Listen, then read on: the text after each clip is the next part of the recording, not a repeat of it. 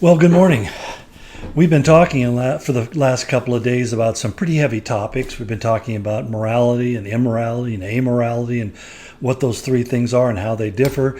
And then we talked about guilt, both true guilt and false guilt, and how that a lot of times we can become guilty about things that really God is not that concerned about. Now, I say that, let me qualify that a little bit by saying that it's not that God doesn't care about things that are not clearly prohibited scripturally. I mean, driving over the speed limit is basically a risky thing to do. I don't think I'm going to lose my salvation because I tend to speed, but the reality is I'm putting myself in a place where I probably am endangering myself, and probably more importantly, I could be endangering somebody else's life. So there are things that we need to do and not do. I just remember one case where I was taking my son when he was just a little kid to school, and I came up to a stoplight. It was a four-way stop, and the light was against me, and I was sitting there, and I was late, and I was really kind of getting in a hurry, so I looked left and I right, and I didn't see anybody,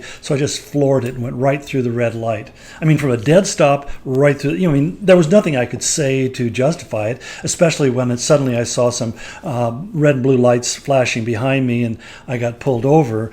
And the officers asked me, "Why did you do that?" And I said, "Well, because I'm a stupid idiot. I don't know how else to put it, but the simple fact was, it was such a foolish thing to do." Now, God didn't say you can't get to heaven because you did that, but at the same time, it's not inconsequential. So that decisions we make in our life have consequences, but they aren't necessarily the consequences that cost us our eternal life.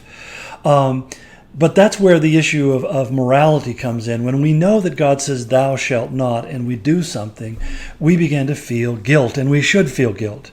But what guilt is the fact of the matter. And that's why you find that some people can behave in a very guilty way and feel absolutely no remorse. They feel no shame, no guilt, because they've hardened their conscience. In fact, Paul described it as having their conscience seared with a hot iron. I don't know if you understand this, but the idea of being seared by a hot iron, what it does, like a person has a brand put on their shoulder or something to indicate how tough and hard they are. Well, the fact is that place where they've been seared, it scars over, but it also leads to the deadening of the nerve endings, so that's no longer painful to touch. In fact, it just doesn't feel anything. And that's, of course, I have to add that sometimes you can damage the nerve endings. Well, they never stop hurting. They keep on sending the signal. But my point is simply this: that we can become unresponsive in the same way that a callus builds up and we become unresponsive to the things that we touch and feel. That's why God describes a hardened heart as being one that's calloused.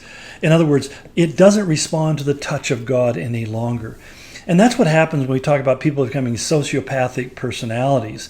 A sociopath is someone who doesn't feel bad about the things they do. And that's why normal people have such a difficult time dealing with sociopaths, because a sociopath can treat you terribly, but all he or she cares about is winning and getting ahead and having more for themselves. I mean, they're totally self-directed with no capacity for empathy for another person.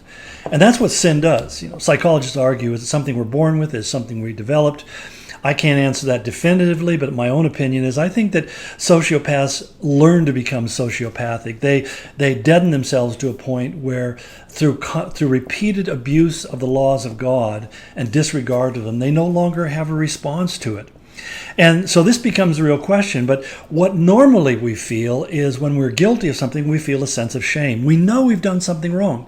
And it's interesting because when God talks about Adam and Eve in the garden after he creates them male and female, and they're living this wonderful existence in the Garden of Eden together, it says they were naked and they felt no shame. In other words, everything was exposed, nothing was hidden. And I think that nakedness refers not only to the physical person, but actually the emotional person as well. They were completely transparent about themselves. They didn't even have the knowledge to know that they should feel bad about anything, because sin hadn't become a part of the human experience yet. And so at that moment, as they're exposed to the reality of God's presence, there's no shame at all. But as soon as they become sinful, as soon as they disobey God, the very first thing we find is that they begin to cover themselves, to hide their nakedness. And the reason is because they had become ashamed. And mankind ever since has had to deal with the issue of shame. We often refer to it as, well, I have a guilty conscience. No, you have a conscience that's pointing at you and saying you are guilty and you should be ashamed of what you feel. Now, again, we live in a culture that says you shouldn't be ashamed for anything. Well, that's part of the problem. That's the path, as we've talked about, towards amorality.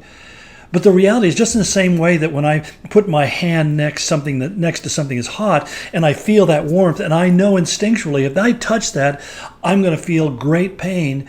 So the heat of that makes me pull back. The same way that guilt is there to make me sensitive to the fact that I'm going to feel great shame if I go ahead and do this thing that I'm commanded by God not to do. So shame is really kind of a protective device. But the problem is, again, we end up being victims of kind of false guilt, and therefore we begin to feel ashamed. And there's a lot of people who are crippled by shame. They don't know how to respond to it in a healthy way. And the reality is, a healthy way to deal with shame is given to us in 1 John 1:9, where he says, if we confess our sin, and our sin really basically is the thing I'm guilty of, he forgives me of my sin, which relieves me of that guilt. And then he fixes me, which means he takes away the shame that I'm carrying because of what I did wrong.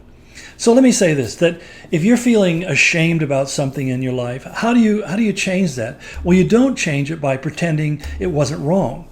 If it was wrong, you simply say, God, that was wrong. I shouldn't have done it. I shouldn't have said that. I shouldn't have gone there. I shouldn't have engaged in that behavior, or whatever it is. I ask you to forgive me and change my heart. And at that moment, you give God permission to move into your life in a powerful way where he can forgive you and you can feel the grace of his forgiveness, and that what follows is the elimination of shame. And if afterwards you begin to look back and start remembering what you did and you start feeling that cycle of guilt and shame once again, you need to stop and say, wait a minute. What is forgiven is forgiven. What did he say in Psalm 103? As far as the east is from the west, so far have I removed your sin from you. He's pulled it away from you. It's so far from you. It has no connective tissue between you and it anymore, and you can let it go. A lot of us just need somebody to give us permission to let it go. So if you're weighted down with stuff, I just say confess it, give it to him, and let it go. And you'll begin the process of restoration. God bless you. We'll pick up again on the other side. Take care.